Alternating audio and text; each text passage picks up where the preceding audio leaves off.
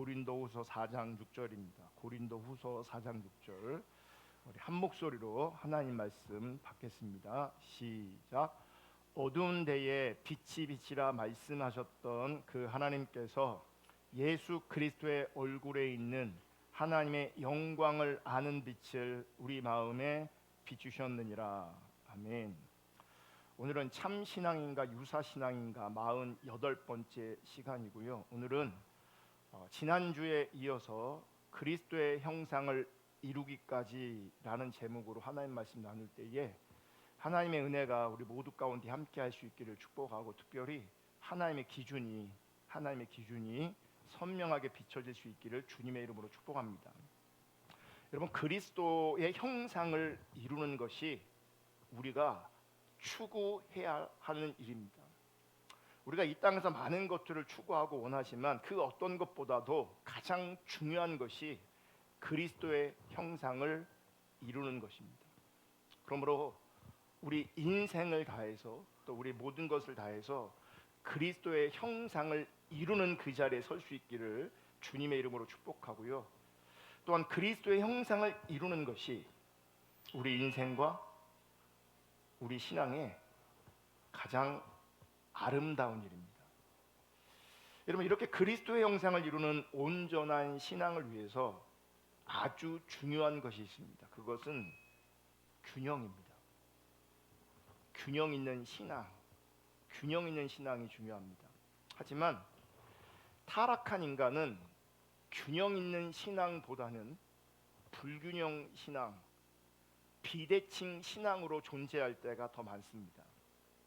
이 불균형과 이 비대칭이 우리의 본성처럼 존재하고 있습니다.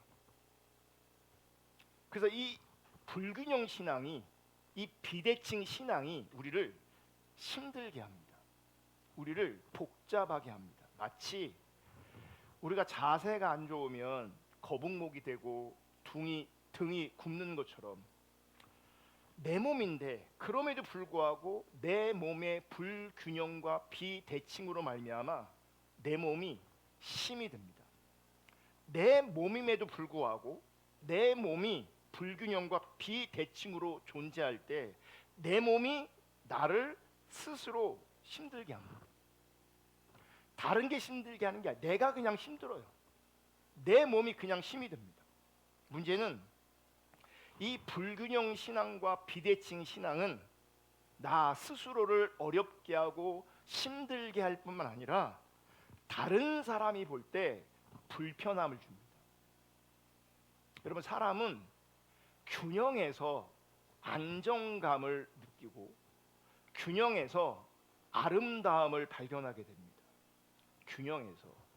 그런데 이 균형이 깨지면, 즉 비대칭으로 존재하면 안정감이 깨지고 불편함을 주게 되는 겁니다. 아름다움이 깨지고 혼란스러움을 주게 되고 복잡하게 되는 겁니다. 또 더 심각한 것은 이 불균형 신앙과 비대칭 신앙은 하나님께 인정받지 못한다는 겁니다. 왜 하나님 앞에 인정받지 못하는가? 이 불균형 신앙과 비대칭 신앙은 결국 유사 신앙의 열매이기 때문에 그래요. 거짓 신앙의 열매이기 때문에 그렇습니다. 참 신앙이 아니기 때문에, 신앙에 문제가 있기 때문에 그들의 신앙에 상식도 교양도 양심도 담아내지 못하는 겁니다. 제가 이번 주에 읽은 책이 있는데, 어떤 목사님이 신방 가려고 아파트 엘리베이터를 탄 거예요. 먼저 타 있었는데 중간에 어떤 분들이 아줌마 두 사람이 탔대요. 그러니까 두 사람이 대화를 나누는 거예요. 근데 뒤에서 어쩔 수 없이 그 대화를 듣게 된 거예요. 703호 엄마, 교회 다니는 사람 치고 굉장히 착하대. 교회 다니는 사람 치고 착하대. 그랬더니 그 대화 상대자가, 그러게요, 교회 다니는 사람 치고 착하던데요, 이렇게 대답을 하는 거예요. 신앙이 있는데 보편적으로 많은 사람들이 착하지 않게 비춰지는 겁니다. 신앙을 가지고 있고 교회를 다니는 것처럼 보였는데 많은 사람들에게 보여지기는 전혀 착하지 않게 보여지는 거예요. 이기적으로 보여지는 거예요. 자기 중립적으로 보여지는 거예요. 그런데 어떤 사람이 특이하게 착한 거예요. 교회 다니는데. 참된 신앙이 아니면, 신앙에 문제가 있으면 그들의 신앙에 상식, 교양, 양심 담아지지 않습니다. 그러면서 신앙생활 한다 그러고, 그러면서 거룩을 추구한다고 말합니다. 상식도 무너져 있는데, 교양도 없는데, 양심도 없는데. 그래서 우리 가운데 균형 있는 신앙이 절대적으로 필요합니다. 그러면 어떤 영역에서 우리는 균형을 이루어야 되는가? 요한복음 1장 14절을 보시면, 말씀이 육신이 되어 우리 가운데 거하심에 우리가 그의 영광을 보니 아버지의 독생자의 영광이요 은혜와 진리가 충만하더라. 사도 요한이 예수님을 바라봤을 때 예수님 안에는 은혜와 진리가 충만했습니다. 여러분, 예수님처럼 은혜가, 진리가 우리 안에서 균형을 잡아야 합니다. 은혜는 있는데 진리가 없는 경우가 있습니다. 진리가 있는 것 같은데 은혜가 없을 수 있습니다. 가장 심각한 것은 은혜도 없고 진리도 없는 거죠. 여러분, 은혜와 진리가 균형을 이루어야 합니다. 어느 한쪽으로 치우치는 경우, 혹은 이 균형이 깨지는 경우 성경이 말하는 온전한 신앙이 아닌 겁니다. 그럼 왜 이 균형이 깨지는가? 여러분, 죄 때문에 영적인 균형이 깨집니다. 죄 때문에. 그 죄가 뭐냐? 우리가 복음을 굉장히 부분적으로 이해하는 경향이 우리 시대에는 굉장히 팽배합니다. 예수 믿고 구원받은 이후에 죽으면 천국 가는 정도로 복음을 이해합니다. 복음을. 그런데 성경이 말하는 복음은 우리가 구원받아서, 죄 용서받아서 하나님의 백성으로 존재하는 것이고, 하나님의 백성으로 존재하는 것은 하나님의 통치와 다스림 안에 거하는 것을 말합니다. 그럼 죄가 뭔지 아십니까? 죄는 하나님의 통치 바깥에 있는 겁니다. 하나님의 통치 바깥에 있는 것. 하나님의 통치 바깥에 있는 게 죄이고요. 그 죄는 우리 안에서 자기 중심성으로 역사하게 됩니다. 자기 중심적인 삶을 사는 것 자체가 죄 가운데 있는 겁니다. 하나님의 통치 바깥에 있는 겁니다. 하나님의 통치 바깥에 있으면 균형이 깨지는 겁니다. 이 죄가, 이 자기 중심성이 영적인 균형을 깨버리는 겁니다.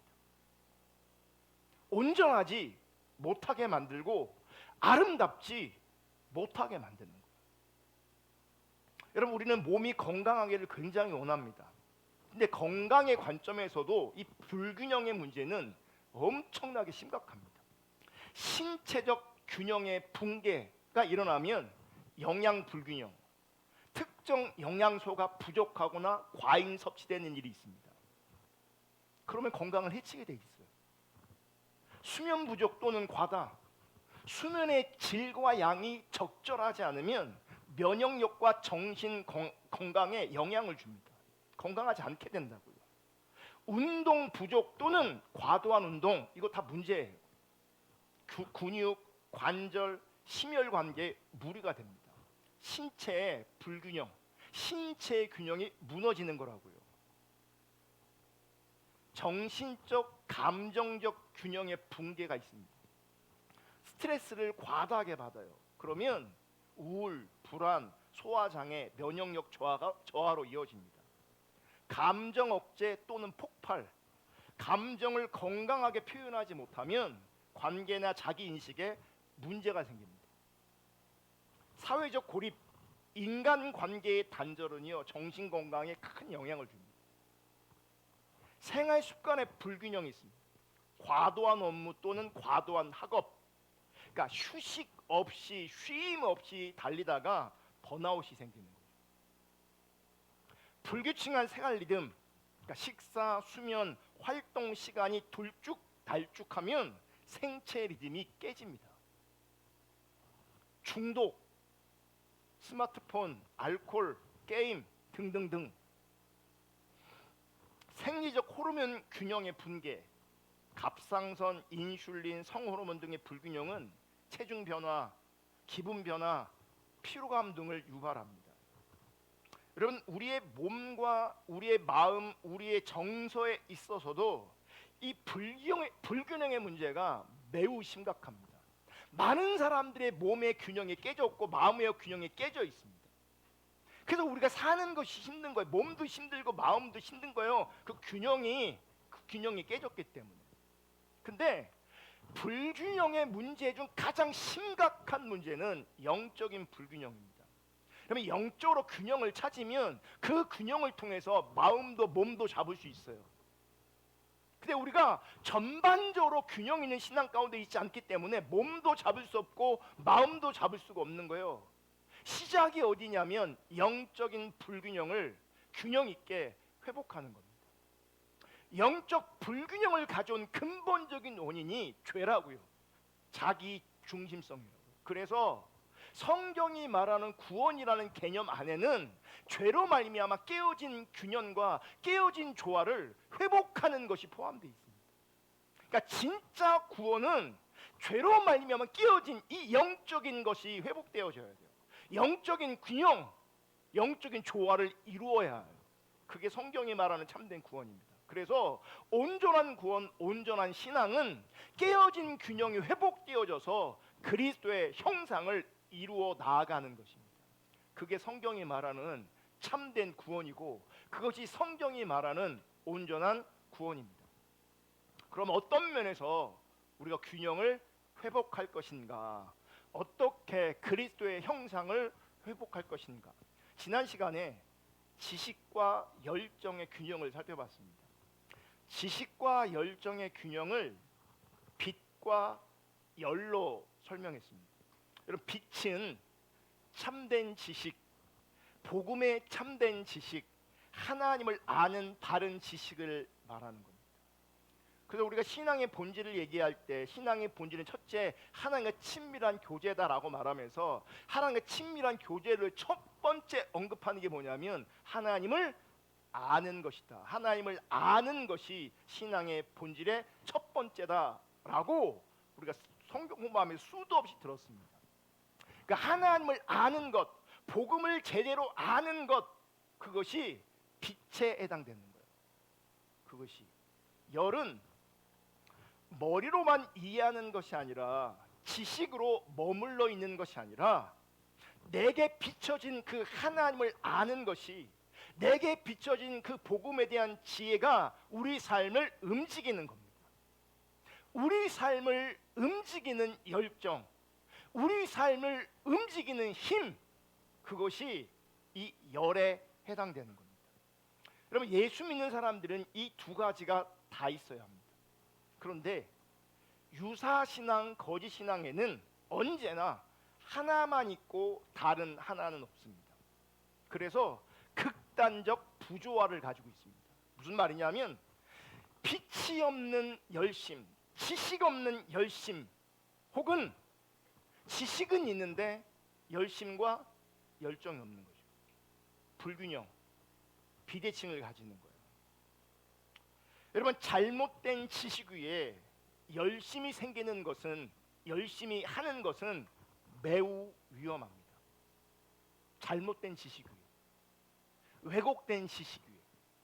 그래서 세상에서도 이런 사람이 제일 무섭다고 하잖아요. 어떤 사람이요? 책 한 권 읽은 사람. 책 한 권 읽은 사람이 제일 무서워. 왜냐하면 그 한 권에 갇혀 있기 때문에 그래요. 근데 자기는 똑똑하다고 생각해요. 자기는 알고 있다고 생각해요. 잘 모르는데 잘못된 지식 위에 열심히 하는 것 굉장히 위험합니다. 여러분, 하나님에 대하여 열심은 있는데 올바른 지식이 없거나 올바른 지식을 따른 것이 아니라면 그것은 유사신앙이고 거짓신앙입니다. 보세요. 그리스도를 아는 지식이 없어서 유대인들은 자기들의 열심으로 그리스도를, 메시아를 죽였습니다. 하나님을 잘 몰라서 그리스도를 아는 참된 지식이 그들 가운데 없어서 그들은 그들의 열심으로 말미암아 메시아를, 그리스도를 죽였습니다. 그것을 그들은요, 자기들 하나님께 영광 돌리, 하나님의 뜻을 이뤘다고 생각해요. 왜 이런 일이 벌어집니까? 지식에 문제가 있기 때문에 그런 거예요. 여러분, 열심은 언제나 참된 지식과 함께 가는 거예요. 지금까지 설명한 반대의 경우가 있습니다. 지식은 있는데 열심이 없는 경우입니다. 올바른 지식이 있습니다. 복음을 올바로 배웠습니다. 참 신앙에 대해서 올바로 배웠습니다. 잘 배웠습니다. 그런데 냉랭합니다. 즉 열심이 없습니다. 라오디아 교회 가운데 우리 주님께서 이렇게 말씀하세요. 계시록 3장 16절 다 같이 읽습니다. 시작. 내가 이같이 미지근하여 뜨겁지도 아니하고 차지도 아니하니 내 입에서 너를 토하여 버리리라. 하나님, 예수님께서 지금 라오디게아 교회의 상태를 진단하시는데 뭐라고 진단하시냐면 미지근하대요. 그러면서 내 입에서 너를 토하여 버리리라. 이게 무슨 얘기입니까? 하나님께서, 예수님께서 거부하시는 존재가 되었다는 거예요. 지금 교회인데 지금 예수를 믿는다고 하는 사람들인데, 신앙생활 한다고 하는 사람들인데 그들을 향하여 미지근하다 진단하시고, 그러면서 뭐라고 말하냐면 그 미지근한 상태를 유지하고 있다면 하나님이 거부하시는 존재가 된다는 거예요. 그거를 너를 토하여 버리리라, 그렇게 표현하시는 거예요. 계시록 3장 19절 읽습니다. 시작. 물은 내가 사랑하는 자를 책망하여 징계하노니 그러므로 내가 열심을 내라 회개하라. 미지근한 그들에게 주님께서 뭐라고 말씀하시냐면 열심을 내라고 말씀하십니다. 미지근한 상태로 있으면 하나님이 거부하시는 존재가 되는 거죠. 열심을 내야 하나님께서 수용하시는 존재가 되는 거예요. 하나님이 우리 안에 거하실 수 있게 되어지는 거죠. 라오디게아의 문제는 뭐냐? 라오디게아 교회의 문제는 뭐냐? 그들에게는 잘못된 지식의 문제가 있지 않았습니다. 무슨 얘기냐? 그들은 잘 배웠다는 얘기예요. 성경에 보면 바울 서신 중에 골로새서가 있거든요. 이 골로새 지역과 라오디게아 지역은 거의 같은 지역입니다. 무슨 말이냐면 바울의 서신이, 이 골로새서가 누구에게도 전달되었냐면 라오디게아 교회에게도 전달되었다는 거죠. 그들이 분명히 바울을 통해서 예수 그리스도에 대해서, 하나님 나라에 대해서 분명히 배웠습니다. 분명히 그들은 바울을 통해서 복음을 들었습니다. 문제는 뭔지 아세요? 그들은 그럼에도 불구하고 냉랭했어요. 미지근했어요. 무슨 얘기냐? 열심을 내지 않았어요. 성경을 보면 우리가 짐작할 수 있는 게 뭐냐면 라오디게아 교회는요, 부자 교회였습니다. 큰 교회였습니다. 근데 하나님 보실 때는 미지근한 교회였고, 즉 열심을 내지 않는 교회였어요. 잘 배웠음에도 불구하고, 잘 들었음에도 불구하고 그들은 냉랭했고 미지근했습니다. 그래서 그들을 향해서 주님께서 열심을 내라라고 말씀하시는 겁니다.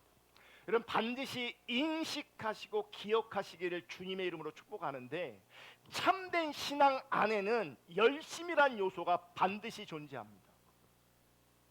참된 신앙이라는 영역 안에는, 참된 신앙 안에는 열심이란 요소가 반드시 존재합니다. 그러므로 내가 열심히 하지 않는다, 내가 미지근하다, 그럼 참된 신앙 아닙니다. 참된 신앙에 대해 늘 들어도, 참된 복음에 대해서 내가 늘 듣고 있어도 주님을 향한 열망과 주님을 향한 열심이 그에게 없다면 그는 참된 신앙 아닙니다. 참된 신앙 안에는 반드시 열심과 열정이 있습니다. 거듭 말씀드리지만 라오디게아 교회의 문제는 열심이 없는 지식, 즉 불균형, 비대칭이 문제인 겁니다. 그래서 열심과 열정이 없으면 여러분 유사신앙일 가능성이 큽니다. 아무리 교회를 다니고 있어도. 그래도 감사한 것은 성경을 보시면 물은 내가 사랑하는 자를 책망하여 징계하노니 그러므로 내가 열심을 내라 회개하라 이렇게 말씀하세요. 무슨 얘기냐? 아직도 하나님은, 주님은 그들을 사랑하고 계신다. 그들에게 열정이 없는데, 그들은 미지근한데, 그들은 냉랭한데, 그럼에도 불구하고 하나님은 그들을 사랑한다고 말씀하고 있어요. 무슨 얘기냐? 감사하게도 아직 그들에게 기회가 있어요. 어떤 기회가 있냐? 회개할 기회가 있어요. 그래서 그들 가운데 말씀하시는 거예요. 회개하고 열심을 내라. 기다려주고 계세요. 하지만 여러분 기억하실 게 뭐냐면 하나님은 영원토록 기다려주지 않으십니다. 지금 나를 기다려주시는 건 참 감사한 일이지만 그 기다림이 영원하지 않습니다. 돌이킬 수 있을 때 빨리 돌이키시는 것이 은혜고요. 그게 겸손이고 그게 지혜입니다. 물은 내가 사랑하는 자를 책망하여 징계하노니 그러므로 내가 열심을 내라 회개하라 말씀하실 때에 내가 뜨거움을 잃어버렸구나, 내가 미지근하구나, 내가 열심을 내야겠구나, 주님 나를 용서해 주세요 라고 하며 회개하는 것이 마땅합니다. 그런 은혜가 있기를 주님의 이름으로 축복합니다. 그래서 하나님을 바르게 알려고, 하나님과 함께 하려고, 하나님을 따라가려고 우리는 열심을 내야 합니다. 우리 인생에서 열심을 내야 되는 영역들이 참으로 많지만 진짜 제대로 열심을 내야 되는 영역이 있다면 그것은 주님을 알기 위해서, 하나님과 함께하기 위해서, 하나님을 따라가기 위해서 열심을 낼 수 있기를 주님의 이름으로 축복합니다. 그래서 참된 신앙은 빛과 열, 참된 지식과 바른 열심의 균형을 말하는 거예요. 그게 참 신앙이고 그것이 온전한 신앙입니다. 우리가 이 세상 사는 동안 완벽한 균형을 이루지는 못할 것입니다. 하지만 참된 신앙이라면 이 균형을 이루려고 할 것입니다. 그리고 이 균형을 이루어 갈 것입니다. 그것이 그리스도의 형상을 이루어가는 거고 그리스도를 본받아 가는 겁니다. 이런 빛과 열, 지식과 열심이 중요한데 그럼 뭐가 먼저 더 중요한지 아십니까? 빛이 먼저 중요합니다. 지식이 중요합니다. 우리 한국 교회를 이렇게 가만히 진단해 보면요, 지식 없이 열심인 사람들이 너무 많습니다. 열심히 하는데 뭐 물어보잖아요. 몰라요. 정말 아이러니죠. 내가 뭔가 분명한 확신이 있을 때 열심히 하는 게 맞는데 분명한 확신이 있는 것처럼 뭔가 열심히는 하는데 막상 물어보면 복음도 잘 설명을 못해요. 복음도. 근데 열심히 해요. 요즘은 열심히 안 해서 더 문제지만 보편적으로는 우리 시대의 어르신들은요 진짜 열심히 했어요. 근데 물어보면 모른다니까요. 설명을 못 한다니까요. 하나님을 모른다니까요. 여전히 불균형과 비대칭으로 있어서 상식이 담겨지지 않고 교양이 담겨지지 않는다고요. 양심이 담겨지지 않는다고요. 열심히 하고 있는데 신앙생활. 빛이 중요합니다. 제대로 알아야 되는 거죠. 제대로 복음에 대해서, 하나님에 대해서. 조나단 에드워드는 이 빛에 대해서 이렇게 설명했습니다. 스크린에 있는데 한번 보시면, 신적이고 영적인 빛은 하나님의 말씀 안에 계시되어 있는 것들의 신적인 탁월함을 참되게 깨닫는 것이며, 이 때문에 생겨나는 것들에 대한 진리와 실제를 확인하는 것이다. 어렵죠?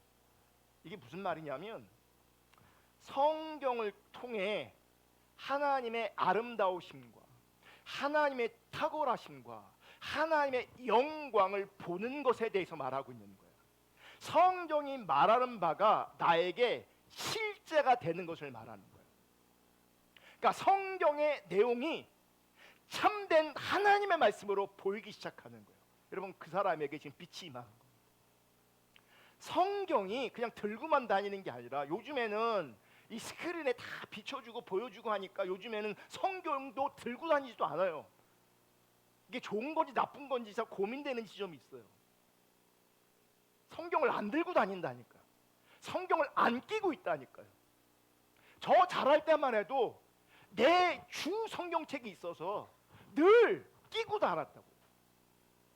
가지고 다니고, 교회도 가지고 학교도 가지고 다니고 늘 끼고 읽고 적고 줄치고 했단 말이에요. 여러분, 스마트폰으로 성경 읽을 수는 있지만요, 그거 갖고 제대로 묵상하고 연구하는 게 안 돼요. 자기 성경이 없어요 지금 개인 가운데. 저는 제가 젊었을 때 막 주로 읽었던 성경이 있거든요. 제 죽을 때 가보로 우리 애들한테 물려주려고요. 가보로. 거기에 보면요, 한번 수술도 했어요. 다 낡아갖고 딱 떨어지고 해갖고 다시 접착하고 성경처럼. 그 다음부터 걔를 안 써요. 왜냐면 너무 낡아갖고 막 찢어지고 떨어지고 막 하다 보니까 걔는 이제 보관용이 되는 거예요. 하도 많이 봐서. 그 안에 보면요, 빨간 칠, 파란 칠, 분홍 칠, 별칠이 다 돼 있어요.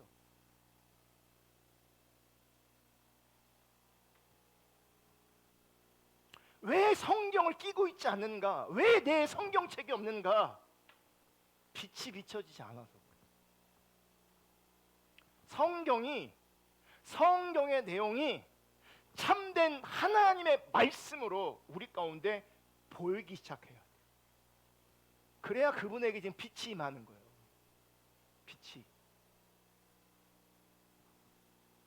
그 하나님 말씀 속에서 하나님의 영광과 하나님의 선하심과 하나님의 아름다우심을 성경을 통해서, 그 말씀을 통해서 인식하기 시작합니다.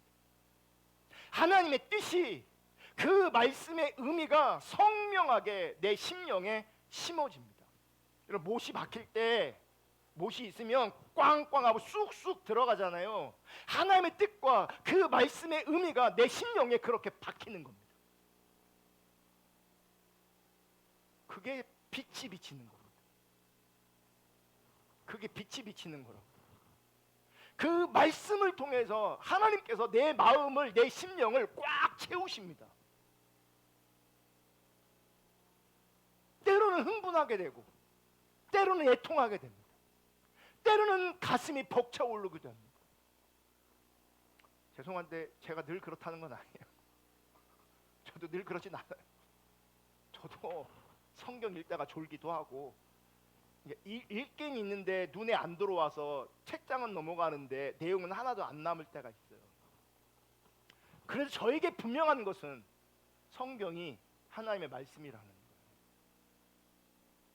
여러분, 성경이 여러분에게 하나님의 말씀으로 인식될 수 있기를 축복하시고요, 그것이 하나님의 말씀이기 때문에 읽고 묵상하는 일이 있기를 주님의 이름으로 축복합니다. 하나님의 빛이 비춰지면 그 말씀의 뜻이, 그 의미가 내 안에 심겨지고 박힌다고요. 그게 나로 하여금 내 안에서 막 움직인다고요. 때로는 마음 아파하게 하고, 때로는 감사하게 하고, 때로는 감격하게 한다고요. 말씀을 읽다가 말씀을 묵상하다 회개하기도 하고, 때로는 감사해도 눈물 흘리기도 한다고요. 그게 빛이 비치는 거예요. 그게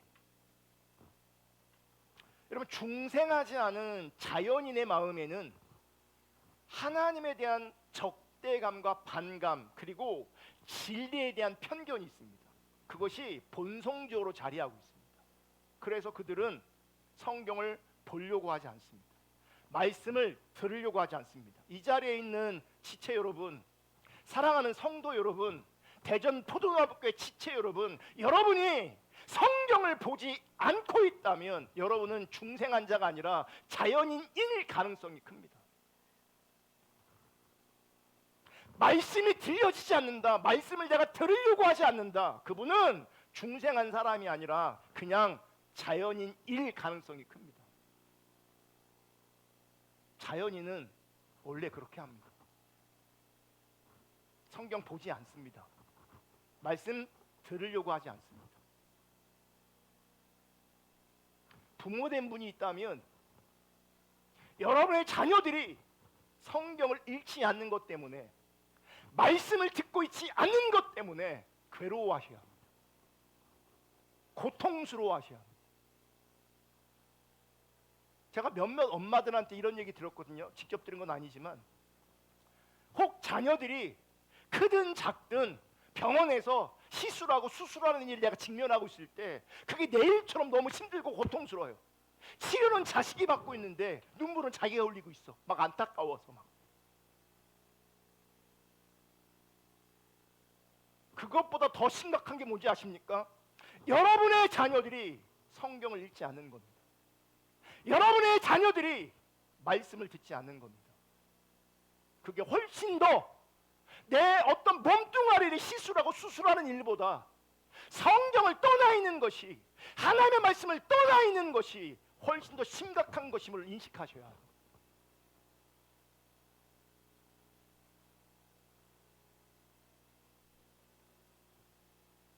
그럼에도 불구하고 모든 자연인에게도 이성이 있기 때문에 진리의 지식이 들려질 때, 그래서 그들이 쉽지는 않지만 들을 때에 어느 정도 지적인 수준에서 그 진리의 말씀에 이해가 되거나 동의하는 수준까지는 갈 수 있습니다. 우리 교회 청년이 엄마한테 그랬대요. 목사님 말이 다 맞다. 우리 목사님 말이 다 맞다고. 듣는 거예요.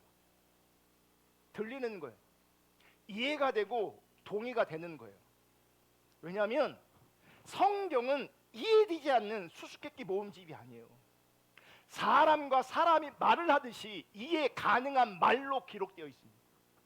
인간의 언어와 인간의 문자로 기록된 책입니다. 누군가에게는 여전히 어려울 수 있지만 그래도 인간의 이성만으로도 어느 정도 이해가 가능합니다. 잘 들으면. 하지만 한계가 있습니다. 여러분, 성경을 이해하는 것과 성경에 말씀하고 있는 하나님의 영광을 보는 것은 전혀 다른 문제입니다. 그러니까 성경을 이해하는 것과 성경이 나에게 진리로 작동되는 것은 완전히 다른 거죠. 성경이 빛이 임한다 라고 하는 개념은 하나님의 말씀이 그냥 이해되는 정도가 아니라 하나님의 말씀이, 성경이 나에게 진리로 작동되는 걸 말해요.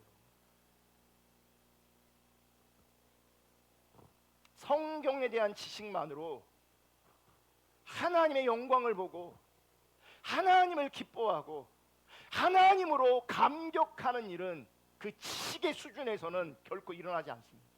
이게 자연인의 한계입니다. 그러면 자연인들은 거듭나는 은혜를 잊기 전까지는 성경 읽거나 공부하거나 설교를 들을 필요가 없는 걸까? 그렇지 않습니다. 그러면 하나님의 말씀을 옳게 분별하려면 반드시 성경을 읽어야 되고 묵상해야 되고 공부해야 합니다. 아멘.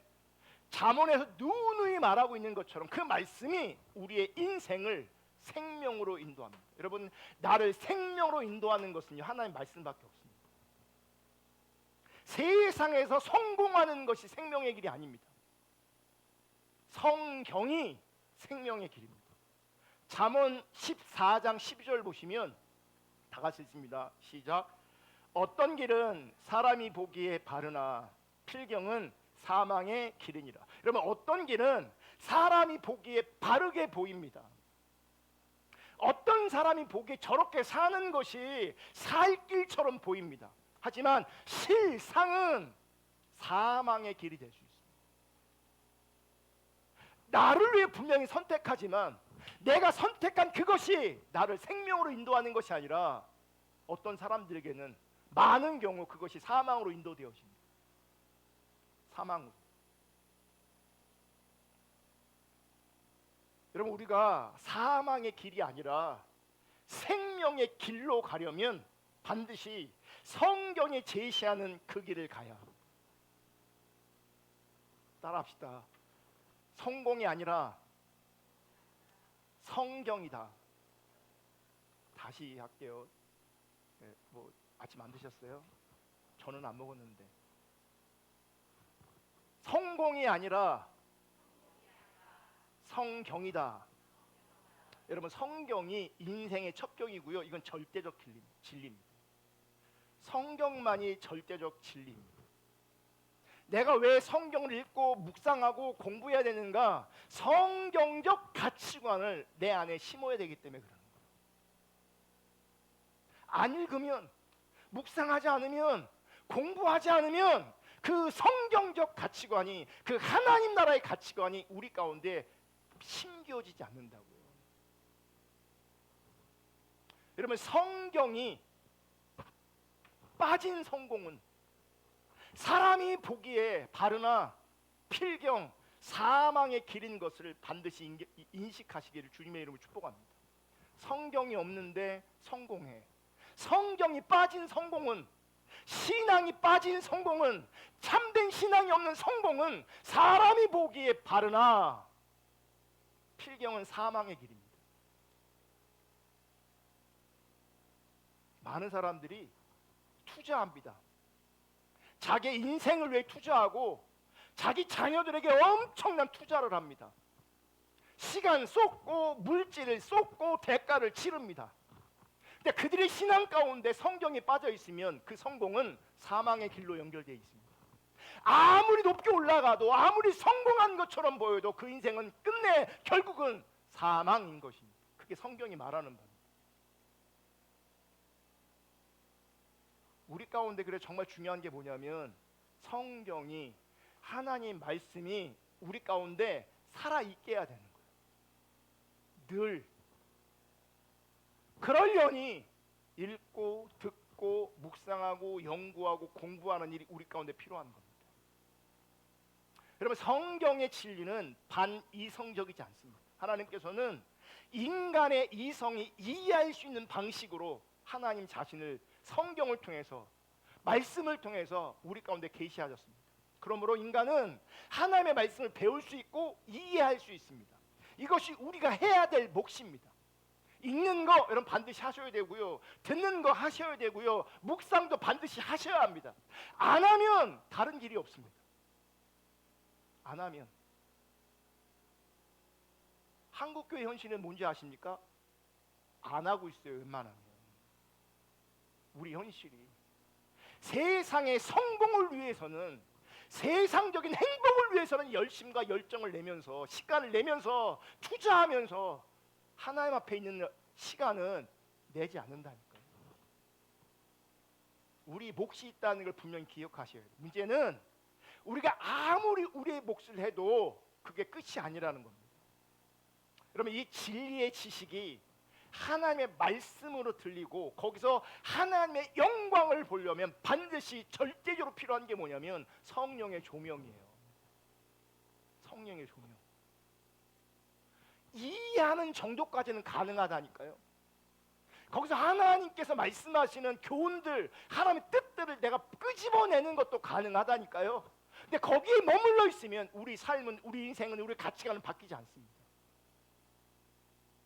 그 비춰진 하나님의 진리가 성령의 조명으로 다시금 우리 가운데 비춰져야 돼요.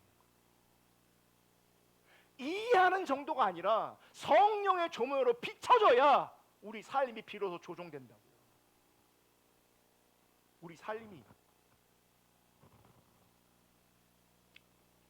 그래서 말씀을 깨닫기 위해서 애쓰고 이해하고 바르게 들으려고 하는 게 너무 중요하지만, 더 중요한 것은 내가 말씀을 읽을 때, 내가 말씀 묵상할 때, 설교를 들을 때에 하나님 나에게 조명해 달라.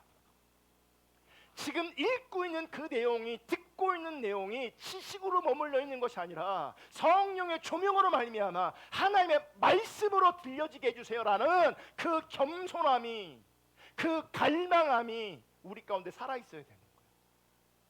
그런 겸손한 자에게 하나님 은혜를 주십니다. 그래서 교만한 자들은요, 백날 성경 읽고 백날 설교를 들어도요 안 변하는 게 뭔지, 안 변하는 이유가 뭔지 아십니까? 그들은 이해하는 측면에서 혹은 지식적인 측면에서 시험 보게 하면 100점 맞을 수 있어요. 근데 성령이, 내가 알고 있는 그 진리가 조명되지 않으면 나는 변하지 않습니다. 시험지는 100점 쓰는데 내 삶은 빵점이 나오는 거예요. 시험지에서는 100점인데 하나님 앞에 거짓신앙, 유사신앙으로 전락하는 거예요. 성령이 말씀을, 진리를 조명케 하는 그런 역사가 우리 가운데 있기를 주님의 이름으로 축복합니다. 그 진리를 통해서 우리가 거듭나게 되어지고, 그 진리를 통해서 우리 심령이 뜨거워지고, 그 진리의 말씀을 통해서 하나님 그분을 발견하게 되고, 그 하나님을 사모하게 되고, 그래서 이제는 나의 뜻이 아니라 하나님의 뜻을 위해 살게 되어집니다.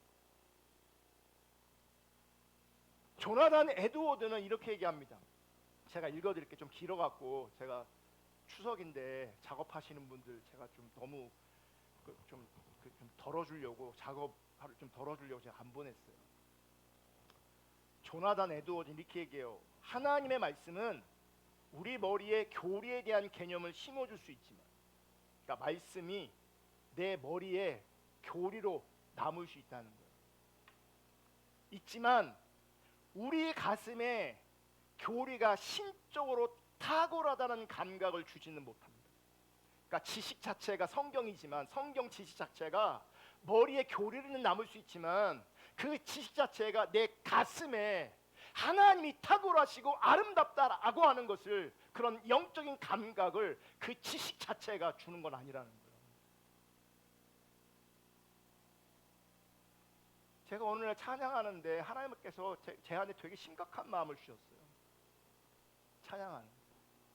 그때 찬양의 그때 불렀던 찬양이 뭐냐면, 위대하신 하나님, 위대하신 주 찬양의 위대. 노래는 위대하신 하나님을 노래하고 그분을 높이고 있는데, 많은 사람들이 하나님이 그분에게 전혀 위대하지 않아요. 지식으로는 위대하신 하나님을 고백하지만 그의 심령 가운데, 그의 인생과 그의 신앙 가운데 하나님이 전혀 위대하지 않더라고요.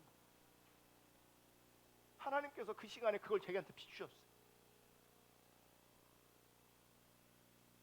보세요, 하나님 원래 위대하신 분, 우리가 인정하든 인정하지 않든 그분은 위대하신 분이신데, 사실은 고백적으로는 고백하는 것 같지만 실제 하나님의 위대하심을 인정하지 않을 때 그 찬양과 그 예배를 들으신 하나님의 심정이 어떻겠어요?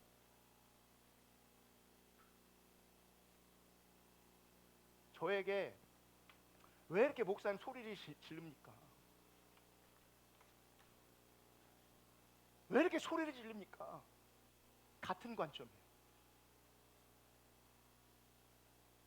정확하게 같은 관점이에요. 저의 연약함일 수 있고 저의 미숙함일 수도 있지만, 저는 개인적으로 하나님 앞에 절박합니다. 우리 교회가 함께 예배하고 함께하는 지체들이 하나님 앞에 세워져야 되는데 지식만 남아있다고요. 어느 순간 제 안에 이런 느낌이 있을 때가 있어요. 정말 당황스러울 때가 있어요. 그거 아세요 여러분?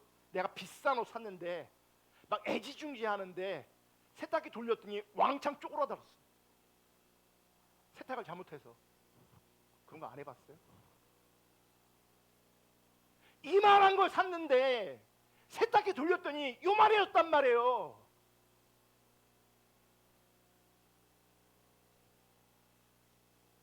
하나님의 진리는 위대하신데, 하나님은 영광스러우신데 많은 사람들이 그분 앞에 살지 않고 있다고요. 교회만 다니고 있다고. 성경을 가까이 하지도 않는다고요. 커져야 되는 것도 커져야 되는데 점점 쪼그라들고 있다고. 왠지 아세요? 지식으로만 머물러 있어서 그래요. 이론만 머물러 있어서 그래요. 하나님을 몰라서 그렇다. 진리의 빛이 비쳐야 거듭나게 된다고. 심령이 뜨거워진다고요. 하나님을 보고 하나님의 뜻이 소중해지고, 그래서 하나님 나라와 하나님의 영광을 위해 나를 드리게 됩니다.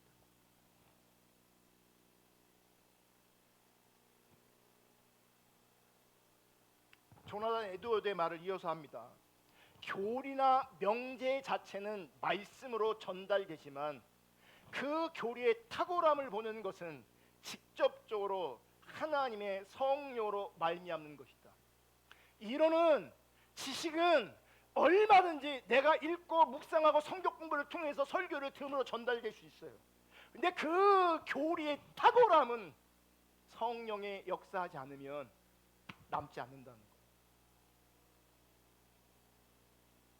예를 들면 그리스도가 계시며 그분은 거룩하고 은혜로운 분이다라는 생각은 하나님의 말씀으로 지성에 전달된다. 하나님 살아계십니다. 그분은 거룩하십니다. 그분은 은혜로우신 분입니다. 이 이론에 적어도 우리는 다 동의할 수 있다는 거죠. 그 하나님의 말씀이 우리 지성에 전달된다는 거죠. 그러나 그리스도의 거룩하심과 은혜로우심이 탁월하다고 깨닫는 그 감각은 직접적인 성령의 사역으로 말미암는다. 우리가 왜 안 변하는 줄 아십니까? 우리는요, 어쩌면 라오디게아 교회랑 굉장히 비슷합니다. 우리 교회는요, 그 어떤 교회보다 정말 잘 가르치려고 애쓰고 있고, 그래서 정말 잘 배우고 있습니다. 듣기를 원하시고 배우기를 원하시는 분들에게는. 근데 그 하나님이 비춰지지 않습니다. 그 하나님의 영광스러움이 비춰지지 않습니다. 그 하나님의 아름다우심이 비춰지지 않습니다. 그래서 하나님 그분을 경외하는 것이 잘 안 됩니다. 하나님 경외하는 것입니다. 내가 어떻게 생겨먹었냐, 나의 기질이 어떻냐, 그게 이슈가 아니라니까요.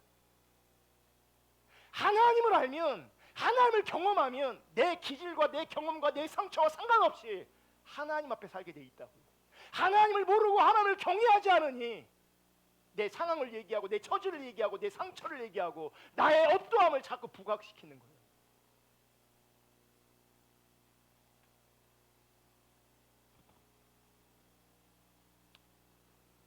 그럼 복음이 무엇인지 바르게 알아야 합니다.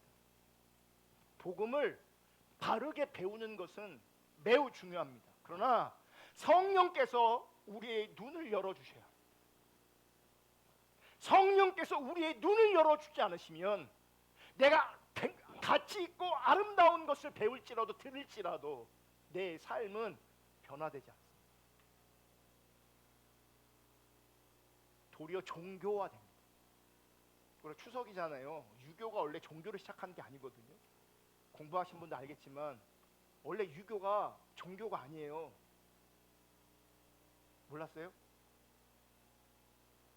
유교가 종교화되면서 우리가 기독교 입장에서 보면 기독교 용어를 가지고 설명하면 그게 율법주의가 되는 거예요. 절차를 따지고 예법을 따지고 그게 종교화돼 버린 거라고요. 나중에는 왜 그렇게 하는지도 몰라요. 해야 된다고만 말하는 거예요. 우리의 조상들이 했다고만 얘기하는 거예요. 왜 해야 되는지. 요즘에는요, 예수 안 믿는 사람은 차례 안 되는데 그래서 의미를 못 찾아서. 기독교인들은요 같은 이해를 가지고 차례상을 차려요. 그런 이해를 가지고.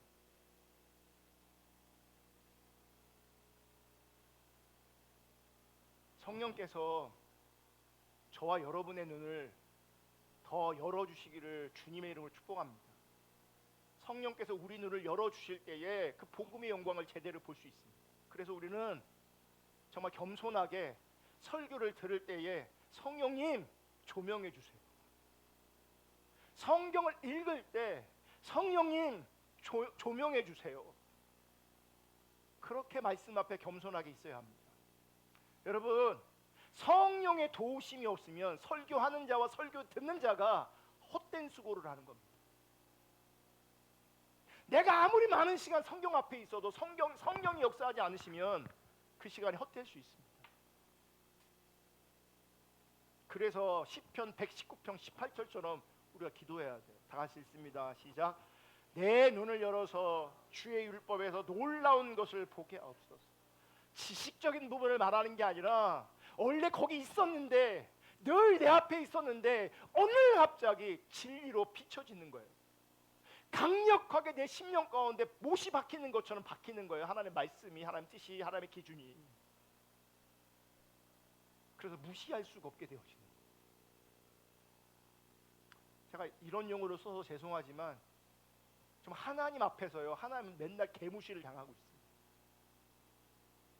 말씀을 안 한 적이 없는데, 듣지 않아서, 읽지 않아서, 조명되지 않아서 하나님이 무시를 당하고 있다.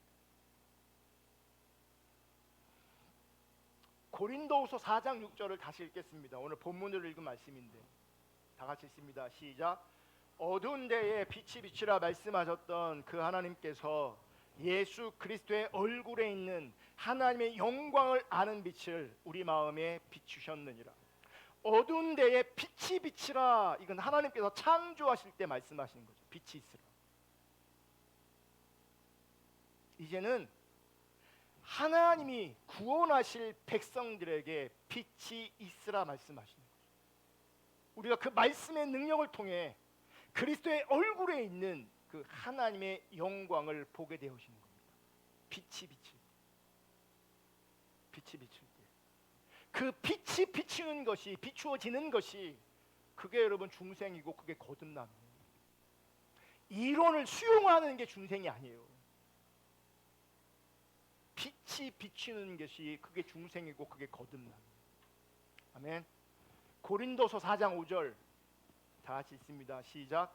우리는 우리를 전파하는 것이 아니라 오직 그리스도 예수의 주 되신 것과 또 예수를 위하여 우리가 너희의 종된 것을 전파합니다. 사도 바울이 복음을 전했습니다. 우리도 누군가에게 복음을 듣고 신앙생활 하게 됐습니다. 그런데 전해졌음에도 불구하고 전해진 그 말씀 자체로는 우리 가운데 아무런 일이 벌어지지 않습니다. 전해진 그 말씀에 성령이 조명하셔요. 우리의 눈을 열어주셔서 그리스도 예수 안에 있는 그 하나님의 영광이 비춰져야 합니다. 그 하나님의 아름다우심을 발견하고 그 하나님의 은혜와 사랑이 발견되어져야 합니다. 아멘. 이거를 신학적인 용어로 성령의 조명하심이라고 말합니다. 그리고 이 조명이, 성령의 조명이 내가 만들어내는 게 아니라 말 그대로 그분이 우리 가운데 조명하셔야 되는 거잖아요. 그래서 우리는 그분 앞에 겸손해야 돼요. 그래서 성령께서 조명해 달라. 그 성령의 조명으로 하나님의 말씀이 우리 가운데 비춰지기 시작하면 그 비춰진 말씀이 우리를 새롭게 하고 우리를 온전하게 하고, 그 비춰진 그 하나님의 뜻과 말씀들이 우리를 새롭게 하고 우리를 그리스도의 형상에 이르기까지 우리를 인도해 가시는 겁니다. 아멘. 그래서 요한복음 17장 17절 다 같이 읽습니다. 시작. 그들을 진리로 거룩하게 하옵소서. 아버지의 말씀은 진리이니라. 우리는요, 진리 말고는 거룩해질 수 있는 방법이 없습니다. 내 삶을 내 스스로 아무리 단도리하고 애쓰고 힘쓰고 노력할지라도 한계가 있습니다. 우리는 내 스스로 거룩을 이룰 수 없는 존재입니다. 우리는 진리로만 우리가 거룩해지는데 그 진리는 하나님의 말씀입니다. 진리의 말씀의 빛이 우리 가운데 비출 때에 비로소 우리는 거룩해질 수 있습니다. 내가 애써서 힘써서 노력해서 거룩해지는 게 아니라 애쓰고 힘쓰고 노력할 필요가 분명히 있고 내 의지를 들을 이유가 분명하지만 그럼에도 불구하고 성령이 조명하셔야 진리가 진리로 이식됩니다. 그 진리가 나를 온전하게 하고 그 진리가 나를 거룩하게 하는 거예요. 여러분 거룩한 삶을 원하십니까? 하나님 말씀 앞에 겸손하게 엎드리십시오.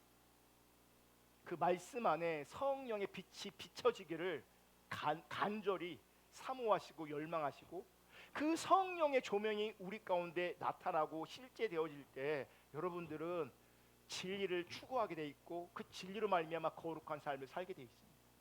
내가 거룩해지는 것이 아니라 하나님의 말씀이 나를 거룩하게 빚어갈 것입니다. 아멘. 그게 성경이 말하는 그리스도의 형상이 이루기까지 주를 본받는 그 자리까지 그 성령의 조명이 끊임없이 우리 가운데 필요한 거예요.